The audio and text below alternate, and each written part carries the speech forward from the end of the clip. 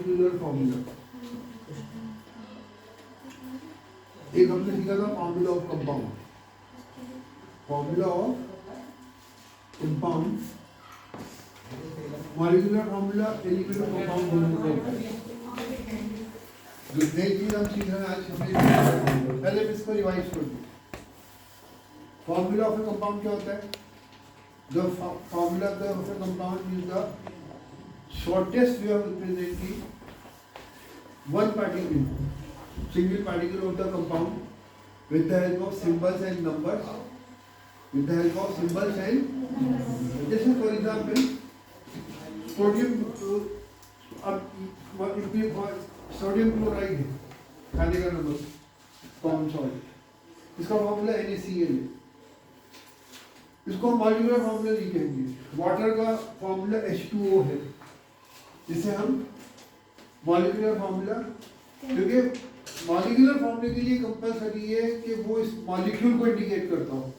और मॉलिक्यूल की डेफिनेशन क्या है?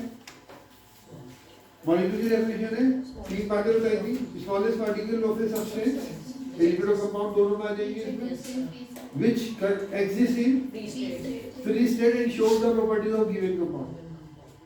ये वर्ड आगे पीछे कर सकते हैं, इससे वो करो। तो तीन पार्ट है, smallest particle of the substance which exists in free state, इसको बाद में भी लिख सकते हैं, and shows the properties of the given compound, तभी वो मॉलिक्यूलर फॉर्मूला कहलाएगा। अब H2O को मॉलिक्यूलर फॉर्मूला इसलिए नहीं कहते कि H2O जो पार्टिकल जिसको ये इंडिकेट करता है, smallest particle of A compound, अगर वो फ्री स्टेट में एग्जिस्ट नहीं करता, ऐसे अपने जैसे कंपाउंड पार्टिकल के साथ कंबाइन कर जो बड़ा मतलब उसका वो बदल जाता है, दो पास में है, दोनों मिल जाएंगे, तीन आ जाए, तीनों मिल जाएंगे, 50 आ जाए, 50 मिल जाएंगे, इनकी कहीं रुकता नहीं है। मॉलिक्यूल जो है वो अगर अपने जैसे पार्टिकल से टकराएगा तो बाउंस कर जाएगा, अगर एक दूसरे से कोलाइड तो जुड़ेंगे नहीं। जैसे आटा होता है, गूंदा हुआ आटा, पानी मिला हुआ, इसके जब गोले आपस में जाते हैं वो जुड़ जाएंगे, समझ में आई बात नहीं है। लेकिन बॉल्स होंगी रबड़ की, वो जब टकराएंगी तो क्या करेंगी? जुड़ेंगी नहीं। तो मॉलिक्यूल से कहते हैं जो अपनी फ्री, उसको कहते हैं फ्रीली एग्जिस्ट कर रहा है, यानी ये किसी और से कंबाइन, अपने जैसे से कंबाइन नहीं कर रहा। फ्रीली एग्जिस्ट कर रहा है, दूसरों से नहीं कंबाइन कर रहा। फ्रीली एग्जिस्टिंग का मतलब क्या है कि अपने ही जैसे पार्टिकल पे जब वो कांटेक्ट में आता है तो वो मिलते नहीं, समझ में है। इसलिए हम ऑक्सीजन एटम को हम वो से रिप्रेजेंट करते हैं, तो ऑक्सीजन एटम जो है उसको मॉलिक्यूल नहीं कहते। क्यों? क्योंकि जब ऑक्सीजन एटम के कांटेक्ट में आते हैं दोनों जुड़ जाते हैं, इसलिए इसको मॉलिक्यूल नहीं कहते। O2 बन जाता है, जब दो मिल जाते हैं तो वो O2 कहलाता है। O2 बनने के बाद जब दोबारा टकराता है तब नहीं मिलता, O2 से दोबारा O2 से अगर कांटेक्ट करेगा तो दोनों आपस में नहीं जुड़ेंगे। जैसे बॉल बाउंस कर जाती है ऐसे ये भी कर जाएगा, तो इसको हम मॉलिक्यूल कहते हैं। ये मॉलिक्यूल का रिप्रेजेंट कर रहा है, it is representing molecule. Particle तो ये तो रिप्रेजेंटेशन है ना, पार्टिकल तो अलग होता है। तो ये मॉलिक्यूल को रिप्रेजेंट कर रहा है जो फ्रीली एग्जिस्ट करता है। ये मॉलिक्यूल को रिप्रेजेंट इसलिए नहीं कर रहा कि वो जो पार्टिकल इस सिंगल एटम जो होता है वो जब आपस में वो फ्रीली एग्जिस्ट नहीं करता। लेकिन इनके कंपैरिजन में आर्गन जो है, आर्गन के जो पार्टिकल है सबसे छोटा, वह जब दूसरे आर्गन एटम से टकराता है तो वो कंबाइन नहीं करते, बॉल की तरह बाउंस कर जाते हैं। तो आर्गन का एटम हम AR से इंडिकेट करते हैं। तो आर्गन का जो एटम है वो फ्रीली एग्जिस्ट करता है, इसलिए उसको हम मॉलिक्यूल भी कह सकते हैं। इसमें एक ही एटम से मॉलिक्यूल बना है, इसे हम कहते हैं मोनो एटॉमिक मॉलिक्यूल। मोनो मायने वन, एक एटम से बना हुआ मॉलिक्यूल। इसलिए जो डेफिनेशन में कहते हैं ना, दो या दो से ज्यादा एटम मिलकर मॉलिक्यूल बनाते हैं, वो वाला डेफिनेशन। क्योंकि मॉलिक्यूल की कंपल्सरी कंडीशन है फ्रीली एग्जिस्ट करता हो, चाहे वो एक अकेला एटम हो और चाहे एक से ज्यादा मिलकर बने। समझ में आया? अगर हम कहें दो या दो से ज्यादा एटम मिलकर मॉलिक्यूल बनते हैं तो फिर आर्गन के जो स्मॉलेस्ट पार्टिकल है, इसको एटम ऑक्सीजन आर्गन एटम तो कहते हैं, लेकिन उसको हम मॉलिक्यूल, मोनोएटॉमिक मॉलिक्यूल नहीं कहेंगे, क्योंकि वो तो अकेला एटम है। और हमने डेफिनेशन में कहेगा दो या दो से ज्यादा, तो डेफिनेशन हमारी गलत है, क्योंकि ये तो सिंगल एटम है तो मॉलिक्यूल भी कहलाता है। ये मॉलिक्यूल क्यों कहलाता है? क्योंकि फ्री स्टेट में एग्जिस्ट करता है, हवा में जो थर्ड नंबर का सबसे ज्यादा नाइट्रोजन है फिर ऑक्सीजन है, जो थर्ड इंग्रेडिएंट है मोस्ट अबंडेंट इंग्रेडिएंट हवा के अंदर एयर में वो आर्गन है। कार्बन डाइऑक्साइड उसके बाद आती है। आई बात समझ में? और उसके सिंगल एटम है वो मॉलिक्यूल भी कहलाते हैं। समझ में आया क्या? कि ये मत समझना कहीं कहीं मॉलिक्यूल एटम सेम चीज हो जाती है वो फ्रीली एग्जिस्टिंग कर रहा है। फॉर्मूला यूनिट जो होता है, फॉर्मूला खाली फॉर्मूला ऑफ द कंपाउंड, ये उस यूनिट को इंडिकेट करता है जो फ्रीली एग्जिस्ट कर भी सकता है और कर नहीं कर सकता। वो इस जो क्या नाम है जो स्मॉलेस्ट पार्टिकल है उसको इंडिकेट कर रहा है, चाहे वो फ्रीली एग्जिस्ट करे चाहे ना करे। अगर वो फ्रीली एग्जिस्ट कर रहा है तो उसको फॉर्मूला भी कहेंगे और मॉलिक्यूलर फॉर्मूला भी कहेंगे, जो कि फ्रीली एग्जिस्ट कर रहा है। जैसे जो पार्टिकल CO2 को इंडिकेट करता है, मान लो ये पार्टिकल है और ये CO2 इसको इंडिकेट करता है। यदि CO2 एक ऐसे पार्टिकल को इंडिकेट करता है जो कार्बन और 2 ऑक्सीजन एटम से मिलकर बना है, तो वो जो पार्टिकल है जो जिसे कहना चाहिए वो अपने जैसे पार्टिकल से टकरा के कंबाइन नहीं करता, तो वो पार्टिकल क्योंकि फ्रीली एग्जिस्ट कर रहा है, कंबाइन नहीं कर रहा है दूसरे से अपने जैसे से, तो उस पार्टिकल को क्या कहेंगे? मॉलिक्यूल। और उसका जो रिप्रेजेंटेशन है उसको मॉलिक्यूलर फॉर्मूला कहेंगे। लेकिन यही स्मॉलेस्ट ये शॉर्टेस्ट वे ऑफ रिप्रेजेंटिंग उस कंपाउंड का, कार्बन डाइऑक्साइड जो कंपाउंड बनता है उसका शॉर्टेस्ट जो पार्टिकल है, सबसे छोटा पार्टिकल, वो भी CO2 है। तो उसको हम फॉर्मूला भी कह सकते हैं। क्यों? क्योंकि स्मॉलेस्ट पार्टिकल को इंडिकेट कर रहा है कंपाउंड के, और उसको इस CO2 को मॉलिक्यूलर फॉर्मूला भी कह सकते हैं। पार्टिकल तो अलग है, CO2 को हम खाली फॉर्मूला भी कह सकते हैं, फॉर्मूला ऑफ कार्बन डाइऑक्साइड, और क्या बोल सकते हैं? Formula of molecular. क्यों? क्योंकि ये जिस पार्टिकल को इंडिकेट कर रहा है वो फ्रीली स्टेट में एग्जिस्ट करता है। समझ में आया? लेकिन H2O को फॉर्मूला ऑफ वाटर तो कहेंगे, लेकिन मॉलिक्यूल ऑफ वाटर, ये बड़ी कॉमन मिस्टेक लोग करते हैं। क्यों? क्योंकि वो जिस पार्टिकल को ये इंडिकेट कर रहा है वो स्मॉलेस्ट पार्टिकल वाटर का है, लेकिन वो फ्रीली एग्जिस्ट नहीं करता। ये जिसको इंडिकेट कर रहा है वो फ्रीली एग्जिस्ट नहीं करता, इसलिए ये फॉर्मूला तो है वाटर का, लेकिन मॉलिक्यूलर फॉर्मूला नहीं है, क्योंकि जिस पार्टिकल को इंडिकेट कर रहा है वो फ्रीली एग्जिस्ट नहीं करता। बात समझ में आ गई? इसी तरह NaCl, सोडियम क्लोराइड। अब जो स्मॉलेस्ट पार्टिकल सोडियम क्लोराइड का है उसको हम NaCl कहते हैं, एक Na और एक Cl से मिलकर बना है। इसको हम फॉर्मूला ऑफ सोडियम क्लोराइड को कहेंगे कॉमन सॉल्ट, इसको मॉलिक्यूलर फॉर्मूला क्यों नहीं कहेंगे? क्योंकि ये जिस पार्टिकल को इंडिकेट कर रहा है वो फ्री स्टेट में एग्जिस्ट, तो इसलिए आप पढ़ेंगे कि मेटल के जितने भी कंपाउंड हैं उनके जो फॉर्मूले हैं उनको खाली फॉर्मूला कहते हैं, मॉलिक्यूलर फॉर्मूला नहीं कहते। बुक में भी इसी तरह सवाल दिया, क्यों नहीं कहते? क्योंकि वो जिस पार्टिकल को इंडिकेट करते हैं वो फ्री स्टेट में एग्जिस्ट, वो इंडिकेट तो कर रहे हैं पार्टिकल को, लेकिन वो फ्री स्टेट में एग्जिस्ट नहीं करता, इसलिए मॉलिक्यूलर फॉर्मूला हम। तो फिर हम कैसे मॉलिक्यूलर फॉर्मूला लिखेंगे सोडियम क्लोराइड का? उसके लिए एक जनरल रूल बना दिया कि ब्रैकेट में लिख के उसके बाहर N लिख दो, यानी कि एज्यूम करते हैं कि N यूनिट्स कंबाइन करते हैं तब फ्री स्टेट में एग्जिस्ट करता है। अब वो N कोई भी नंबर हो सकता है, this is not a definite number. जब हम रिएक्शन लिखते हैं तो उसमें हम N के साथ नहीं लिखते, उसमें हम सीधा सीधा फॉर्मूले से रिएक्शन लिखते हैं। जब केमिकल रिएक्शन लिखते हैं तो केमिकल रिएक्शन में जहाँ पे मॉलिक्यूल जो पार्टिकल जिसका मॉलिक्यूलर फॉर्मूला हमें मालूम है तो हम मॉलिक्यूलर फॉर्मूला लिखेंगे, लेकिन जहाँ मॉलिक्यूलर फॉर्मूला नहीं पता, फॉर्मूला पता है, तो वहाँ पे हम उसका फॉर्मूला लिखते हैं, मॉलिक्यूलर फॉर्मूला नहीं लिखते, रिएक्शन लिखते हैं। तो सोडियम क्लोराइड के कोई भी मेटेलिक कंपाउंड हो, मेटल के हर कंपाउंड का स्मॉलेस्ट पार्टिकल फ्रीली एग्जिस्ट नहीं करता, इसलिए उसका जो भी फॉर्मूला होगा कंपाउंड का उसको खाली फॉर्मूला कहेंगे, मॉलिक्यूलर फॉर्मूला, चाहे वो कोई भी मेटल का कंपाउंड हो। समझ में आई? फॉर्मूला तो कहेंगे, फॉर्मूला ऑफ द कंपाउंड, लेकिन मॉलिक्यूलर फॉर्मूला नहीं कहेंगे। फिर अगर आप लोग कहेंगे इसका मॉलिक्यूलर फॉर्मूला कैसे लिखेंगे, मतलब मॉलिक्यूल तो उसके यूनिट्स का कंपेयर किया तो पता नहीं कितने यूनिट्स मिलेंगे, वो जितने भी यूनिट्स मिलते हैं सब मिल जाते हैं, सब जुड़ जाते हैं। तो इसलिए उसके मॉलिक्यूलर फॉर्मूले को अगर हमें रिप्रेजेंट करना हो लिखकर, तो फॉर्मूला लिखकर पहले फॉर्मूला लिखेंगे और ब्रैकेट के बाहर क्या लिख देंगे, बाहर की साइड पर, राइट साइड पर शुरू का नंबर क्वांटिटी इंडिकेट करता है, एन का आखिर में जो नंबर इसका मतलब ये जुड़ गया आपस में, ये आपस में n यूनिट्स जुड़ गए। अब सुन लीजिए ध्यान से, ये जो फॉर्मूला है इसमें जो स्मॉलेस्ट रेशियो एटम की होती है, स्मॉलेस्ट रेशियो को जो डिफरेंट एलिमेंट की डिफरेंट रेशियो है, स्मॉलेस्ट रेशियो, उसे हम इंपीरिकल फॉर्मूला भी बोलते हैं। क्या बोलते हैं उसे हम?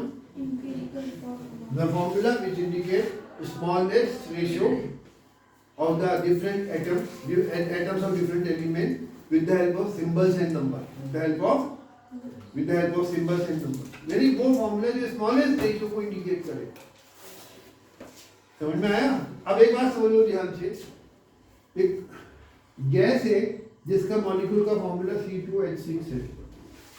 इसका मॉलिक्यूल C2H6 यानी 2 कार्बन और 6 एटम से मिलकर बनता है, इसे इथेन गैस बोलते हैं।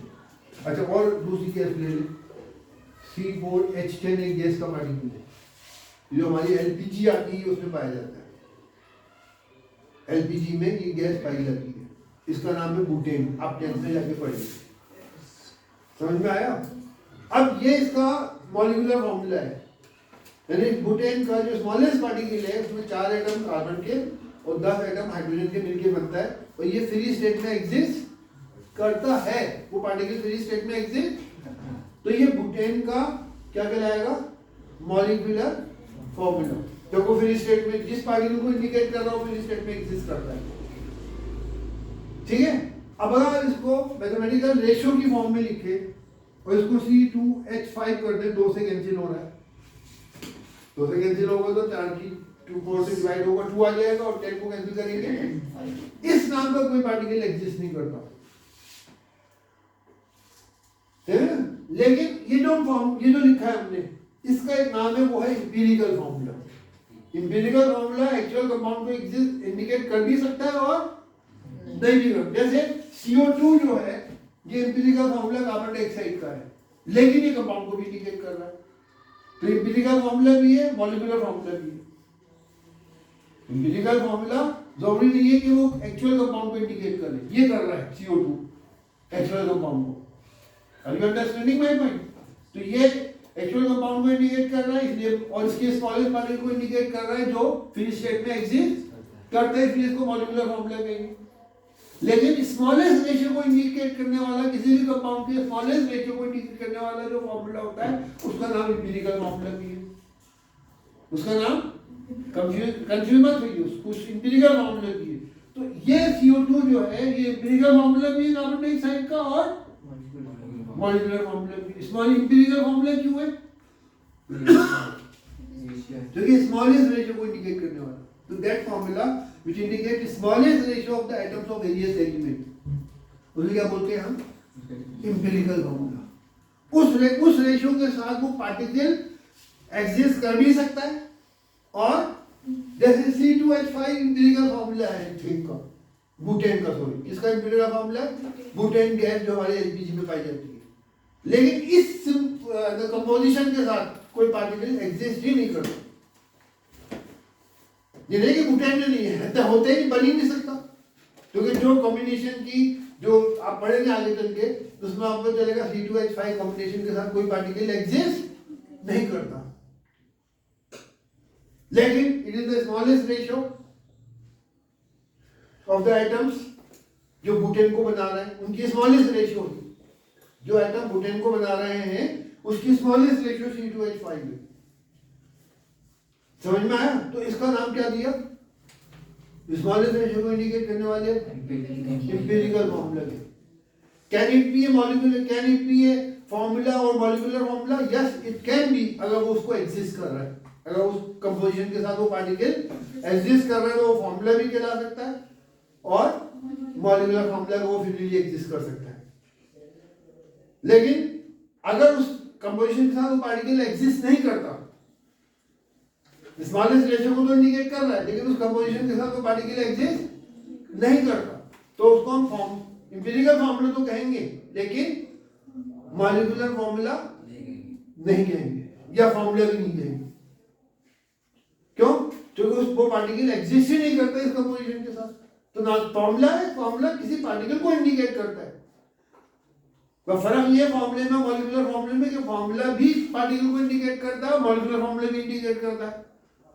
फॉर्मूला जो है वो फ्री स्टेट में एग्जिस्ट, जिस पार्टिकल को इंडिकेट करता हूँ फ्री स्टेट में एग्जिस्ट कर भी सकता है और नहीं भी कर सकता। एग्जिस्ट करता है लेकिन फ्री स्टेट में नहीं करता, और एग्जिस्ट करता है फ्री स्टेट में भी एग्जिस्ट करता है। तो दोनों कंडीशन में आ जाएगा, फॉर्मूला भी खिलाएगा और मॉलिक्यूलर फॉर्मूला।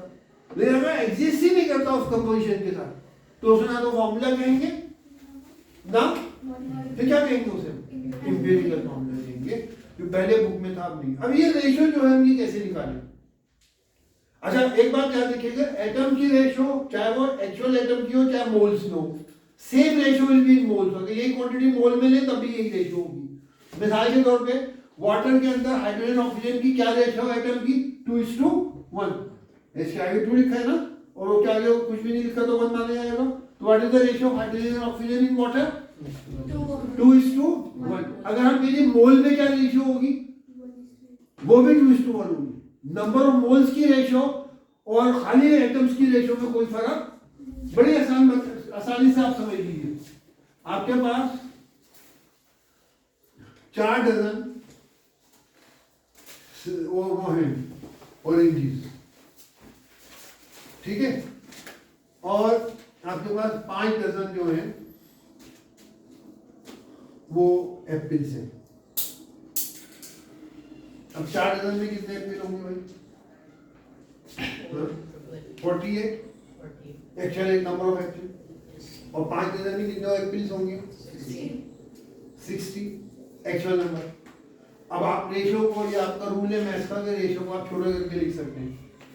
अगर वो किसी कॉमन नंबर से कैंसिल, और तो कहां से कैंसिल हो रहा है? 12 से कैंसिल हो रहा है, तो 12 4 था, और ये क्या आ जाएगा? 12 5। तो आप देखिए जब डजन में था तब भी रेशियो 4:5 थी, और जब एक्चुअल नंबर निकाल के रेशियो निकाली तब भी 4:5 निकली। तो एटम्स की रेशियो चाहे वो डजन में हो, चाहे वो simple actual number of atoms में हो, चाहे वो मोल्स के अंदर हो, वो रेशियो में कोई फर्क, वो सेम नंबर निकलता है, ठीक है। तो इसको हम कह सकते हैं ये कार्बन और हाइड्रोजन की रेशियो 2:5 है, एटम्स की रेशियो। हम ये भी कह सकते हैं 2 mol:5 मोल है, भाई इसको भी मोल में पढ़ ले, और ये जरूर है एक को अगर मोल में पढ़ा तो दूसरे को भी मोल में ही पढ़ना पड़ेगा। ये नहीं कि एक को मोल में पढ़ना है दूसरे को खाली नंबर पढ़ना है, वो नहीं चलेगा। वाटर की रेशियो क्या है हाइड्रोजन ऑक्सीजन की? Ratio hydrogen oxygen water is 2:1। यही रेशियो आप मोल में लिखें तो क्या होगी? 2 mol:1 मोल। 1 मोल से मोल कैंसिल हो जाएगा, रेशियो में कॉमन चीज कैंसिल हो जाती है, तभी रेशियो क्या कहलाएगी? 2:1 कहलाएगी। तो एटम्स की एक्चुअल रेशियो हम एक्चुअल एटम्स निकालें और उससे फॉर्मूला बनाएं, या मोल्स में रेशियो निकालें, तो रेशियो में जो फॉर्मूला बनता है वो क्या कहलाता है? Empirical formula. अब वो रेशियो कैसे निकलेगी? मोल्स हमें निकालने आते हैं, मास से मोल निकालना हमने फॉर्मूला सिखा रखा है। मास से मोल कैसे बनते हैं बताइए, क्या फॉर्मूला है?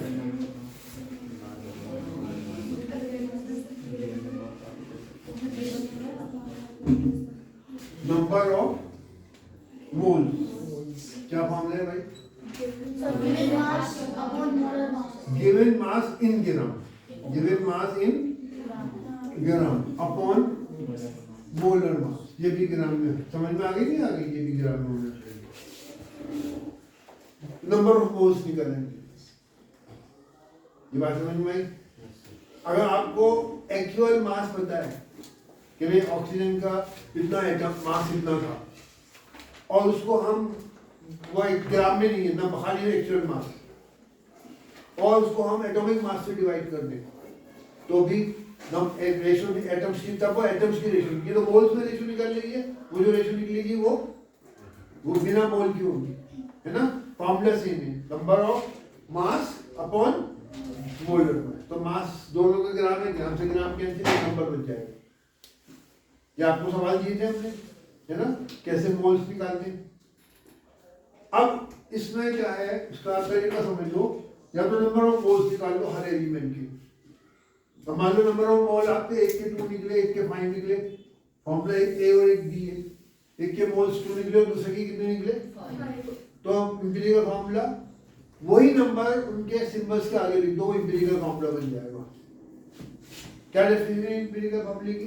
The formula indicate smallest of the atoms of various element, of the atoms of a के 2 मोल थे और बी के 5 मोल थे, तो क्या बन जाएगा ये A2B5, A2B5, ये एम्पिरिकल फॉर्मूला कहलाएगा। अगर इस कंपोजिशन के साथ वो पार्टिकल एक्चुअली एग्जिस्ट कर रहा है तो फॉर्मूला भी कहलाएगा और मॉलिक्यूलर फॉर्मूला भी कहलाएगा, वो फ्रीली एग्जिस्ट कर रहा है। लेकिन अगर इस कंपोजिशन के साथ वो पार्टिकल एग्जिस्ट नहीं करता तो इसको हम खाली क्या बोलेंगे? स्मॉलेस्ट रेशियो को इंडिकेट कर रहा है तो क्या खाली क्या बोलेंगे? एम्पिरिकल को। इसको निकालने का तरीका क्या है? मोल्स निकालने हर एलिमेंट के, ए के कितने मोल है, बी के कितने मोल है, सी के कितने मोल है, और वो नंबर उसके सिंबल्स के आगे लिख दो।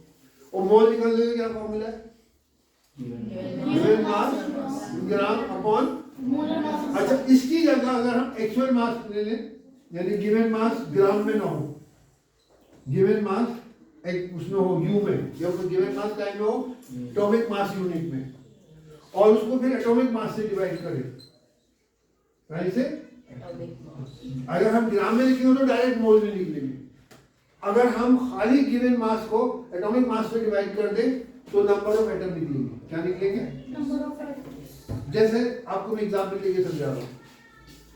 ऑक्सीजन का जो मास है वो 60 U है, ठीक है, कंपाउंड है, उसमें ऑक्सीजन का मास कितना है? 60। एक मिनट, 60 एक ऐसा नंबर ले लो आसानी से हो जाए, 80 U है। कितना है? ये कंपाउंड है, उसमें ऑक्सीजन का मास 80 U है, 80 ग्राम नहीं, 80 U। अगर वो ग्राम में होता तो हम लिखते 80 ग्राम अपॉन मोलर मास ऑक्सीजन का कितना होता है? ऑक्सीजन एटम का 16 होता है, 16 जो एटम का मास से ग्राम में लिख तो मोलर मास बन जाएगा 1 मोल का। तो मोल कितना बन जाएगा? मोल से निकालते ये 80/16 कितना बनता है? कितना बनता है? 5 मोल बनते, 5 मोल बनते हैं ना। अब हम 80 ग्राम नहीं कह रहे, हम खाली क्या कह रहे हैं? ऑक्सीजन का मास कहेंगे कितना है? 80 U, यानी सारे एटमों का मास 80 U है, ठीक है। अब हम उसको 80 U को हम डिवाइड करें एटॉमिक मास से। मोलर मास में ग्राम में होता तो मोलर मास से डिवाइड करते हैं, वो भी ग्राम में होता है, तो हम काय में डिवाइड करते हैं इसको? 80 U, और काय में डिवाइड करेंगे इसको? एटॉमिक मास कितना है इसका? 16 U, वो भी U है, तो U से U कैंसिल समझो, जैसे ग्राम से ग्राम कैंसिल हो गया, क्या आंसर आया? 5 एटम, ऑक्सीजन के 5। यहाँ निकलेगा 5 मोल एटम, और वहाँ खाली क्या निकलेगा? नंबर सेम निकलेगा। तो किसी भी एलिमेंट का नंबर निकालने का फॉर्मूला क्या है? Given mass upon atomic mass. और अगर मास ग्राम में है तो वही एटॉमिक मास हम ग्राम में लिखेंगे, वो नंबर सेम निकलेगा, चाहे एटॉमिक मास से निकालो, एटॉमिक मास लिखेंगे तो अगर मास जो वो उसमें दे रखा है टाइम में यूनिट यू में, यानी एटॉमिक मास यूनिट में, जिसको हम क्या बोलते हैं? Unified unit. अगर यू में वैल्यू दे रखी है तो एटॉमिक मास से डिवाइड करेंगे। और एग्जांपल ले लो, आपका फॉर एग्जांपल सल्फर के एटम है 320 सल्फर के एटम है, 320 320 U, 320 U सल्फर के एटमों का मास है, तो कितने एटम बनेंगे? तो यही फॉर्मूला लगेगा, यानी 322 320 डिवाइड कैसे करेंगे इसको हम? 32 से, क्योंकि सल्फर का एटॉमिक मास 32 होता है, तो कितने एटम निकलेंगे? 10 एटम निकलेंगे। एक एटम का मास 32 होता है, 10 एटम को कितना हो जाएगा? 320। तो यानी अगर U में मास दे रखा है उसको एटॉमिक मास से डिवाइड कर दें तो एक्चुअल नंबर ऑफ एटम निकल आते हैं, एक्चुअल नंबर ऑफ एटम। और अगर हम मास ग्राम में दे रखा है उसको हम ग्राम से डिवाइड कर दें ग्राम एटॉमिक मास से, है ना, तब भी एक्चुअली नंबर ऑफ एटम निकलेंगे, लेकिन वो काय में निकलेंगे? वो मोल्स में निकलेंगे, काय में, और वो नंबर सेम होगा, नंबर में कोई फर्क नहीं होगा। फर्क होगा खाली ग्राम वाले में तो मोल के लाएगा उतने मोल, और बिना ग्राम के तो खाली उतने एटम के लाएंगे। जैसे यहाँ 10 निकला, अगर ये ग्राम में होता तो 10 मोल निकलता, अभी ग्राम में नहीं है तो खाली 10 एटम्स निकलेगा। क्या 10 एटम। ये क्यों हमें जरूरत है, एटम का नंबर ऑफ एटम क्यों निकालना है? इसलिए निकालना है, जरा ध्यान से समझ लो कि हमारे पास जितने भी फॉर्मूले दे रखे हैं उन फॉर्मूले में जो नंबर यूज हो रहा है उसमें एटम का नंबर पता चल रहा है, मास का पता। जैसे वाटर के अंदर हाइड्रोजन ऑक्सीजन के एटमों का पता है, फॉर्मूला देखिए कितने एटम है, 2:1 एटम है, मास नहीं है। आप कार्बन डाइऑक्साइड में पता लगा रहे हैं कितने एटम से कार्बन डाइऑक्साइड बना है, तो एक कार्बन का एटम है, 2 ऑक्सीजन के, तो 1:2। अगर आपको नंबर ऑफ एटम मालूम है वो सिंबल के आगे लिख दो, वो फॉर्मूला बन जाएगा। लेकिन अगर मास मालूम है और मास को सिंबल के आगे लिखोगे तो वो फॉर्मूला नहीं बनेगा। तो फॉर्मूला बनता है नंबर ऑफ एटम से, ना के नंबर एटम्स की रेशियो से फॉर्मूला बनता है, मास की रेशियो से फॉर्मूला। तो अगर हमें मास की रेशियो दे रखी है तो हमें उसको बदलना होगा कहीं में, एटम्स की रेशियो में। मास की रेशियो को एटम्स की रेशियो में बदलेंगे तो जब एटम्स निकालेंगे उसको हम सिंबल्स के आगे लिख दें, वो फॉर्मूला बन जाएगा। समझ में आया? एग्जाम्पल अभी मैं आपको देके समझा रहा हूं। नंबर ऑफ एटम निकालने का क्या फॉर्मूला है कि मास से एटम कैसे निकलते हैं, कि जो मास दे रखा है उसको कैसे डिवाइड कर दो, अगर मास वैसे दे रखा है रेशियो की फॉर्म या रू के, अगर उसने मोल में ग्राम में दे रखा है तो डिवाइड कैसे करेंगे, मोलर मास से। ठीक है, उससे नंबर ऑफ एटम निकल आएंगे।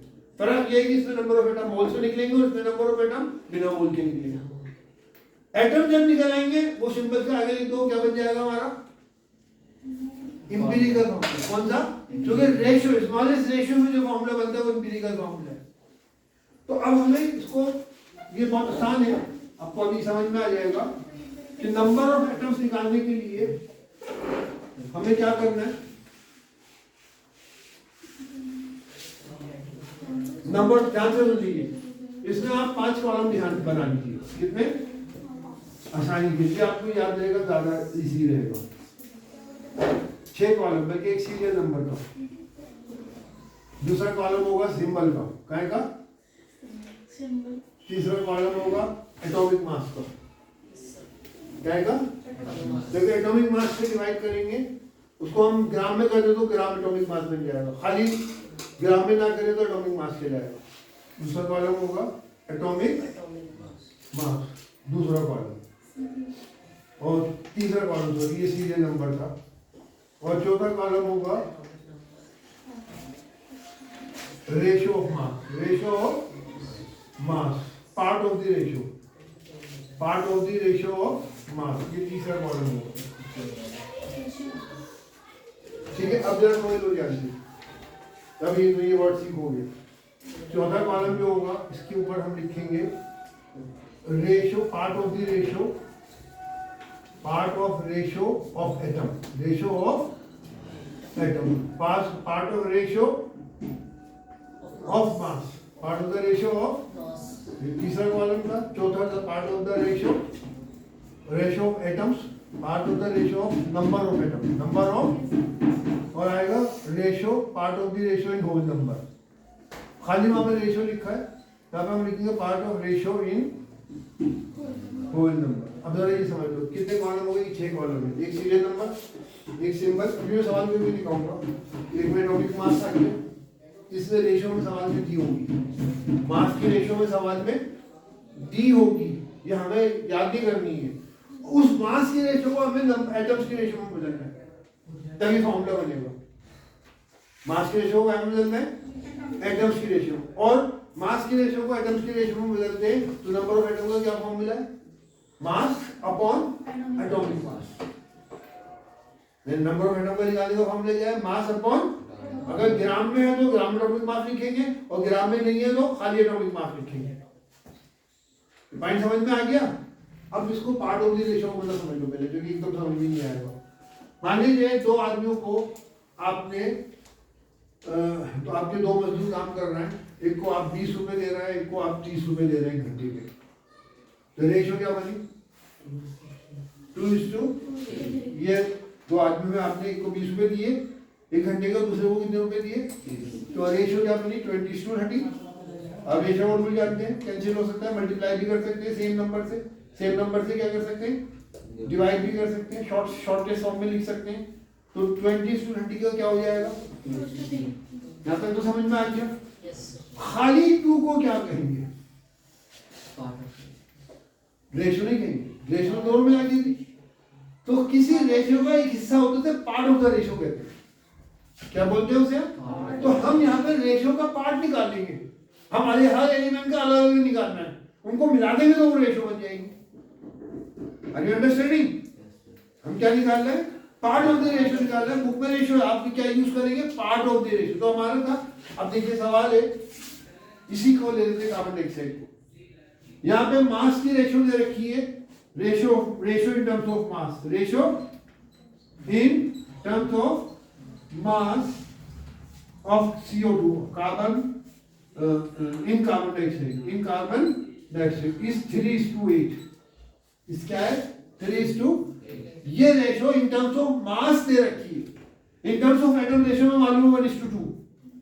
फॉर्मूला एटम्स की रेशो से बनता है, मास की रेशो से नहीं बनता। आप इस टेबल को याद कर लीजिए।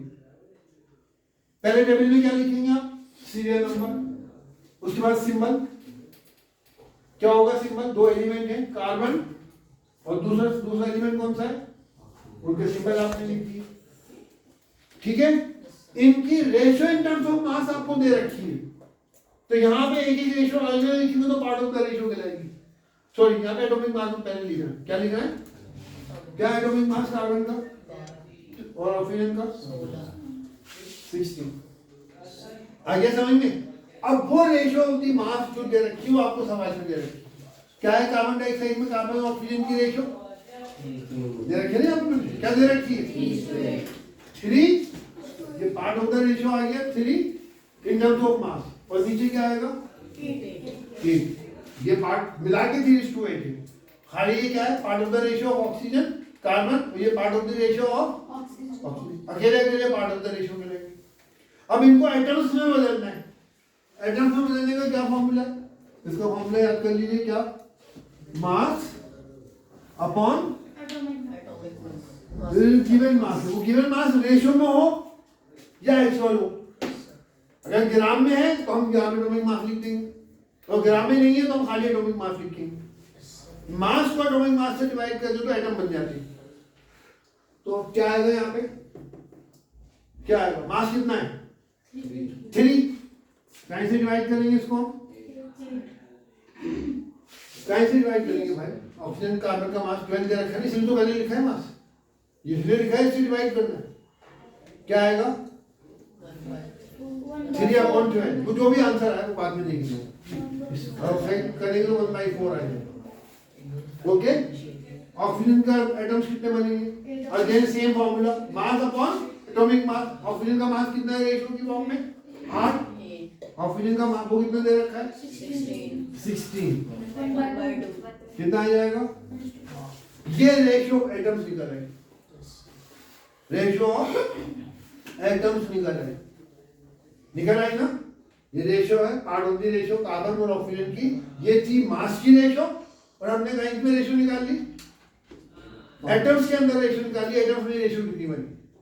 अब रेशो हमें होल नंबर में चाहिए, कहीं में चाहिए होल नंबर, यानी यहाँ पे हमने लिख दिया 1/4 और यहाँ क्या लिख दिया हमने 1/6। इसको होल नंबर में कैसे बने, इसका एक तरकीब तो ये किसी ऐसे नंबर से डिवाइड करो जिससे पूरे डिवाइड हो जाए, और दूसरा आसान तरीका ये कि इनमें जो छोटा नंबर है उससे सबको डिवाइड कर दो। जो छोटा नंबर है इनमें से क्या करो सबको, तो इन दोनों में छोटा नंबर कौन सा है, लेकिन रेशो में जो छोटा नंबर है 1/4 है, 1/2 है, 1/4 छोटा है ना, इससे डिवाइड कर दो, ये होल नंबर में बदल जाएगा। क्या हो गया यहाँ पे 1/4 अपॉन 1/4। सेम रेशो में सेम नंबर से डिवाइड या मल्टीप्लाई करें तो रेशो में कोई फर्क नहीं पड़ता, वो चेंज हो जाती है लेकिन उसकी रेशो में कोई वैल्यू में कोई फर्क नहीं पड़ता। सेम नंबर से अगर सबको मल्टीप्लाई या डिवाइड करें रेशो की वैल्यू में कोई फर्क नहीं पड़ता। तो 1/4 छोटा नंबर कैसे डिवाइड कर दिया, यहाँ भी 1/2 था, इसको भी 1/4 से क्या करें डिवाइड। अब 1/4 अपॉन 1/4 का सिंपल सा आंसर है क्या 1 आएगा।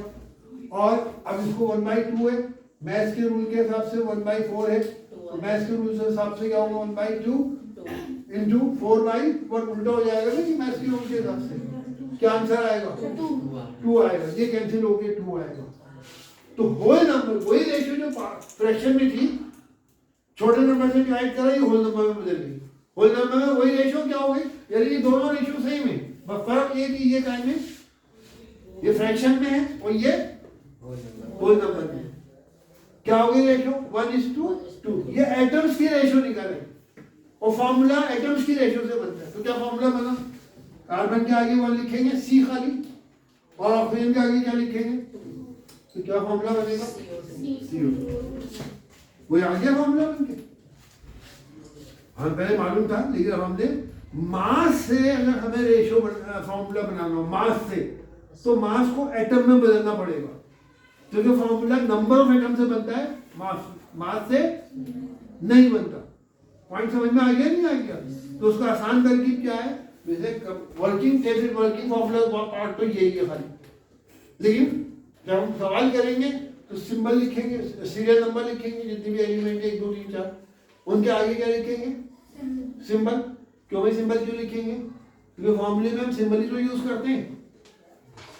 तो कार्बन और ऑक्सीजन का अगर फॉर्मूला बनाना है तो उसमें कार्बन और C और O तो यूज होगा, कोई और चीज थोड़ी यूज होगी, इसलिए सिंबल भी लिख दिया साथ में।